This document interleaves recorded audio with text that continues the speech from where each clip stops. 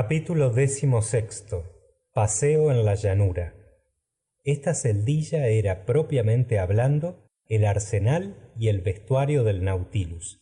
Una docena de aparatos de escafandras suspendidos en la pared esperaban a los paseantes. Ned Land, al verlos, manifestó una repugnancia invencible a ponerse aquellos trajes. Mi querido amigo Ned, le dije, los bosques de la isla Crespo son bosques submarinos. Bueno, dijo el ballenero, que perdía sus ilusiones y veía desvanecerse sus sueños de carne fresca. ¿Y vos, señor Aronnax, vais a atreveros a penetrar en esos trajes? Es necesario, señor Ned. Sois libre, señor, respondió el arponero encogiéndose de hombros. Por lo que a mí respecta, a menos que no se me obligue, no entraré ahí adentro. Nadie os ha de forzar, señor Ned, dijo el capitán Nemo. ¿Y Consejo? ¿Va a correr esos riesgos? Preguntó Ned. Yo sigo a mi señor a todas partes donde él vaya, respondió Consejo. Llamó entonces el capitán y se presentaron dos hombres de la tripulación para ayudarnos a vestir aquellos pesados trajes impermeables, hechos de caucho, sin costura y preparados de tal manera que pueden soportar considerables presiones. Se hubiera dicho que era una armadura a la vez elástica y resistente. Aquellos vestidos formaban pantalón y chaqueta unido, terminando el pantalón con unas botas muy fuertes, guarnecidas de pesadas suelas de plomo. El tejido de la chaqueta estaba mantenido por laminillas de cobre que formaban en el pecho una coraza, defendiéndole contra la presión de las aguas y dejando que los pulmones funcionaran con libertad, terminando las mangas en forma de guantes que permitían todos los movimientos de la mano. Mucha distancia había, como se ve, de estas escafandras perfeccionadas a los trajes informes, como corazas de corcho sobre blusas, cofres, etc., que fueron inventados y preconizados en el siglo XVIII. El capitán Nemo, uno de sus compañeros, especie de Hércules que debía tener una fuerza prodigiosa, Consejo y yo nos encajamos perfectamente a aquellos trajes de escafandra. Ya no se trataba más que de encerrar nuestra cabeza en la esfera metálica, pero antes de proceder a esta operación, pedí permiso al capitán para examinar las escopetas que nos estaban destinadas. Uno de los hombres del Nautilus me presentó una escopeta sencilla, cuya culata, de planchas de acero y hueca en el interior, era bastante grande, servía de receptáculo al aire comprimido que salía por una válvula, regida por una palanqueta al tubo de metal. Una cajita de proyectiles, vaciada también en el espesor de la culata, encerraba unas 20 balas eléctricas, que por medio de un resorte se colocaban automáticamente en el cañón de la escopeta. Hecho un disparo, todo quedaba preparado para otro.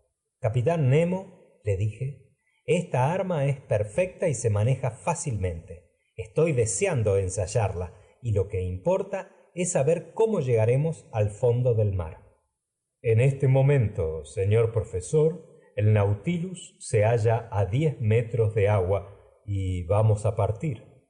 ¿Pero cómo saldremos? Ahora lo veréis. El capitán Nemo introdujo su cabeza en el casquete esférico. Consejo y yo hicimos otro tanto, después de haber oído al canadiense que se despedía de nosotros diciendo irónicamente: ¡Buena caza! En lo alto de nuestro traje, a la parte del cuello, había una especie de collar de cobre, agujereado, al cual se atornillaba el casco de metal. 3 agujeros, protegidos por espesos cristales, permitían ver en todas direcciones, volviendo la cabeza en el interior de aquella esfera. Así que estuvo situada en su puesto, los aparatos Rouquayrol, colocados en nuestra espalda, comenzaron a funcionar, y por mi parte puedo asegurar que respiraba perfectamente. La lámpara Ruhmkorff, suspendida a mi cintura y la escopeta en la mano, estaba dispuesto a la marcha, pero aprisionado en aquel pesado traje y clavado al piso por aquellas suelas de plomo, soy franco, me hubiera sido imposible dar un paso. El caso estaba previsto, y conocí desde luego que me empujaban a un cuartillo contiguo al vestuario. Mis compañeros, remolcados también, igualmente me seguían, y oí una puerta provista de obturadores que se cerraba tras de nosotros, quedando en la más completa oscuridad. Algunos minutos después llegó a mis oídos un silbido muy vivo y sentí cierta impresión de frío que subía desde los pies al pecho. Evidentemente, desde el interior del buque se había dado entrada al agua exterior, que llenó muy pronto el cuarto en que nos encontrábamos. Otra puerta, abierta al costado del Nautilus, se abrió entonces, y pudimos divisar alguna cosa. Un instante después hollaban nuestros pies el fondo del mar. ¿Y cómo podría yo ahora trazar las impresiones que me ha dejado aquel paseo bajo las aguas? Las palabras son impotentes para expresar de una manera comprensible tales maravillas. Cuando el pincel mismo no podría dar idea exacta de los efectos particulares y propios del elemento líquido, ¿cómo habría la pluma de reproducirlos? El capitán Nemo iba delante, siguiéndonos a alguna distancia su compañero. Consejo y yo íbamos uno al lado del otro, como si hubiéramos podido cambiar alguna palabra al través de nuestras caperuzas metálicas. Nada me parecía ya pesado, ni mi ropa, ni mi calzado, ni mi receptáculo de aire, ni aquella gruesa esfera en medio de la cual mi cabeza bailaba cual dentro de su cáscara la almendra. Todos esos objetos sumergidos en el agua perdían una parte de su peso igual del líquido desalojado, y me iba muy bien con esta ley física, descubierta por Arquímedes. Ya no era yo una masa inerte, teniendo por el contrario una libertad de movimientos relativamente grande. Me asombró por su intensidad la luz solar, cuyos rayos, rasgando fácilmente aquella masa líquida y disipando sus colores, iluminaban el fondo hasta 30 pies por debajo de la superficie del océano. A una distancia de 100 metros, los objetos se distinguían claramente. Más allá, los fondos se matizaban con delicadas gradaciones azúreas, que en lontananza se desvanecían en medio de una vaga oscuridad. Aquella agua que me rodeaba se asemejaba ciertamente a una especie de aire más denso que la atmósfera terrestre, pero casi tan diáfano como ella. Encima de mí divisábase la tranquila superficie del mar. Caminábamos sobre un suelo de arena fina, liso y no rizado como el de las playas, que conservan la huella de la resaca. Aquella alfombra resplandeciente reflejaba los rayos del sol con sorprendente potencia, produciendo una reverberación de que todas las moléculas líquidas se hallaban penetradas. ¿Podrían ser creídas mis palabras al asegurar que en aquella profundidad de 30 pies se veía tan claro como al aire libre? Durante un cuarto de hora anduve pisando una arena ardiente, sembrada de un impalpable polvo de conchas. El casco del Nautilus, dibujado como un largo escollo, se alejaba de nuestra vista paulatinamente, pero su fanal, cuando llegara la noche, debía facilitar nuestro regreso a bordo, proyectando sus rayos luminosos con perfecta nitidez. Efecto difícil de comprender para quien solo en tierra ha visto esas ráfagas blanquecinas de luz eléctrica tan vivamente pronunciadas. Allí, el polvo que fluctúa por la atmósfera les da la apariencia de una niebla luminosa, pero sobre el mar y dentro del mar, esos destellos se transmiten con incomparable pureza. Entretanto seguíamos andando, sin que la vista alcanzase, al parecer, los límites de aquella extensa llanura de arena. Yo apartaba con la mano las masas líquidas que, abiertas a mi paso, se cerraban tras de mí, y la huella de mis plantas quedaba borrada por la presión del agua. Muy luego comenzó mi vista a distinguir algunas formas de objetos que se iban dibujando en lontananza, hasta que reconocí los primeros contornos de magníficas peñas, tapizadas con las mejores muestras de zoófitos, sorprendiéndome ante todo un efecto que especialmente se produce en aquellos parajes. Eran las 10 de la mañana. Los rayos solares herían la superficie de las aguas bajo un ángulo bastante oblicuo, y al contacto de su luz, descompuesta por la refracción, como al través de un prisma, flores, peñas, plantas, conchas, pólipos, se matizaban en sus bordes con los 7 colores del arco iris. Aquel tejido de teñidos reflejos y de variados tonos de luz era una maravilla, una fiesta de los ojos, un verdadero caleidoscopio de verde, de amarillo, de anaranjado, de morado, de añil, de azul, en fin, toda la paleta de un fogoso pintor.